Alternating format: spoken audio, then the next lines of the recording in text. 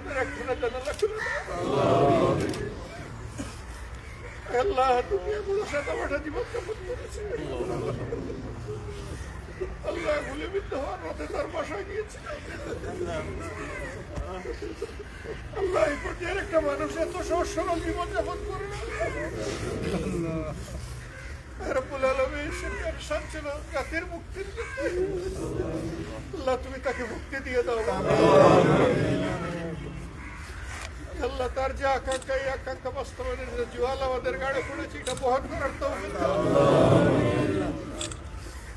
আল্লাহ এই জাতির পূর্ণ আজাদের জন্য তাদের লড়াই ছিল। আল্লাহ আমাদের জীবনের কলগুলা কলিজাগুলাকে তুমি মাহবুব যৌবনের শক্তি দিয়ে পরিপূর্ণ করে দাও। আল্লাহ ইমানের শক্তিতে বলিয়ান করে দাও। আল্লাহ দেশপ্রেম দিয়ে ভর্তি করে দাও। আল্লাহ দেশকে, জাতিকে, মানুষকে, তোমার সৃষ্টিকে ভালোবাসার শক্তি আমাদেরকে দান করো। আল্লাহ তার মাসকে বিছানা করে আছে।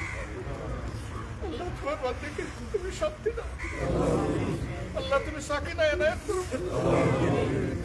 আল্লাহ তার আল্লাহ তার অবসর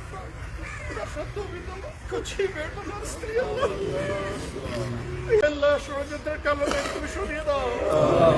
আল্লাহ বাংলার আকাশকে তুমি ফর্সা করে দাও। আল্লাহ তুমি মুক্তির সূর্যকে উদিত করে দাও। আল্লাহ সেই সূর্য তোমার কালাম নিয়ে, তোমার তাওহীদ নিয়ে বাংলার জবান ইয়া রাব্বুল আলামিন, আমরা আশা করি তুমি আমাদের কথাগুলো শুনেছো। আল্লাহ তুমি না বলেছো উদুনি আস্তাজিব লাকুম, তা করে তোমরা জবাব দিব আমি। আল্লাহ ওদের এই ডাক করে দিও না। আল্লাহ আবার আমাদের ভাইকে আরজ করি আল্লাহ তাকে মুহাক্কিক শহীদ হিসেবে কবুল করো।